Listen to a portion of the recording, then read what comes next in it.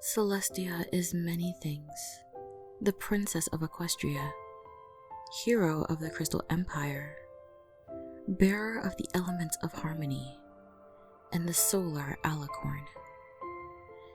She just hoped she could still be called a sister.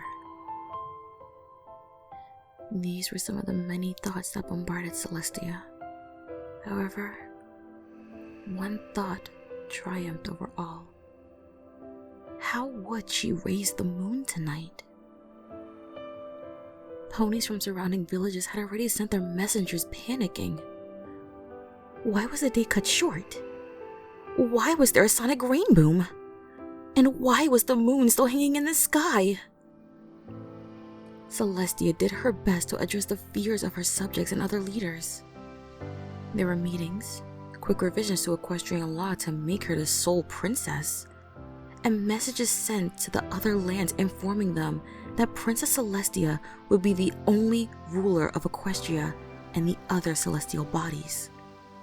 Once the politics were in order, Princess Celestia finally sent away her guard to evacuate the castle while making her way to the towers to lower the moon.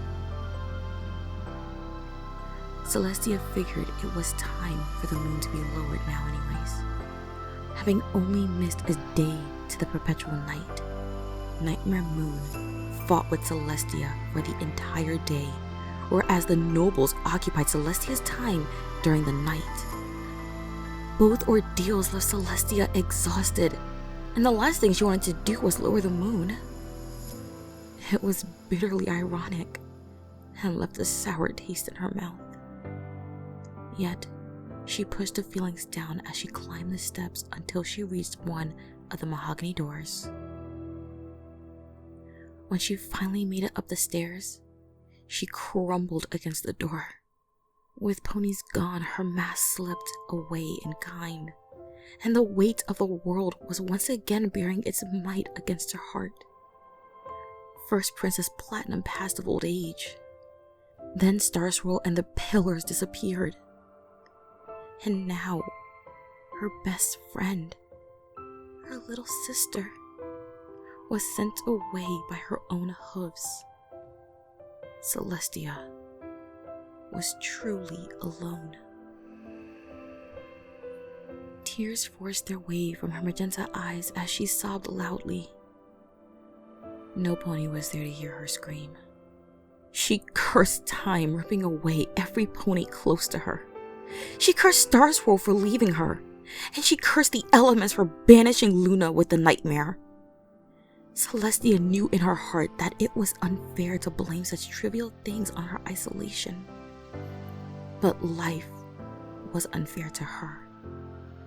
So she screamed and pounded her golden hoofs against the floor. As her lungs finally caught up for air, her vocal cords now strained and burning, Celestia cracked open her tired eyes and took in the room. Pale moonlight touched everything in its silver illuminance, but it wrapped its own light in a soothing embrace against Celestia's frame. It was Luna's room. Celestia could feel her heart pound in her ears. Despite the nightmare warping Luna, her room remained untouched by the darkness and destruction it brought. The room was modest for royalty, but bled Luna's essence in every little thing. Paintings of ponies and places of old dotted the blue walls inlaid with silver, each lovingly signed with a wispy signature.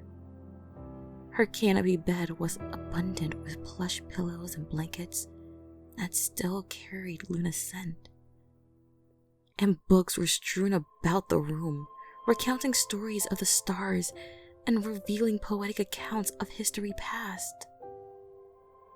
It was welcome, calming, and so Luna, it hurt Celestia. Luna complimented Celestia with her very being. Luna was artistic, ruminant, and candid to her scholarly, perfunctory, and conciliating self. Luna was the patron of the arts, a beacon of hope in the darkest of times, and everything Celestia couldn't dare try to replicate. It hurt that all that remained of Luna was her room, soon to be abandoned with the castle of memories. A wet sigh came from Celestia as she stood to her full height, forcing her way to the open balcony. Before her, the damage was laid bare with scars marring the castle and forest alike. It broke Celestia's heart that the castle was being abandoned for Canterlots in the north. But it was for the best. She pulled her eyes towards the sky where the moon greeted her. Celestia bowed her head as she reached out with her golden magic. It stretched across the moon, encompassing it in her warmth, and she flinched at the foreign contact.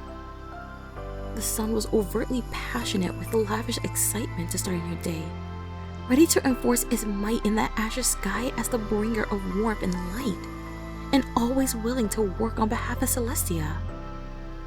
The moon, in contrast, was uncompromising and pulled away from her touch. Thankfully, the nightmare didn't touch it as well, despite the ugly silhouette, but it didn't bend to Celestia's will either. Please work with me here," Celestia muttered. The moon whispered back to her, almost in riddles, of secrets and questions alike. She relinquished tugging on the rocky surface and maintained the blanket of magic covering it. Celestia couldn't understand what it was saying, but it was as if it sang a melancholic song overcome with worry. Celestia dipped her head further as tears pricked her eyes once again. The moon still sang, this time urging her, begging her to answer as it gripped her magic in kind. "Luna is gone." At this, the moon reached out to Celestia, something the sun never did. She looked up, her magic dissipating. As the stars danced and the moon remained unflinching, it still whispered its somber notes. Its notes quivered with pain and hurt, but unlike Celestia, it forgave her. Celestia cried freely with the moon as they shared their pain to the stars above, both no longer in solitude, but in solidarity. When the moon reached the end of his tragic melody and Celestia had no more tears to cry, she reached out, meeting it halfway.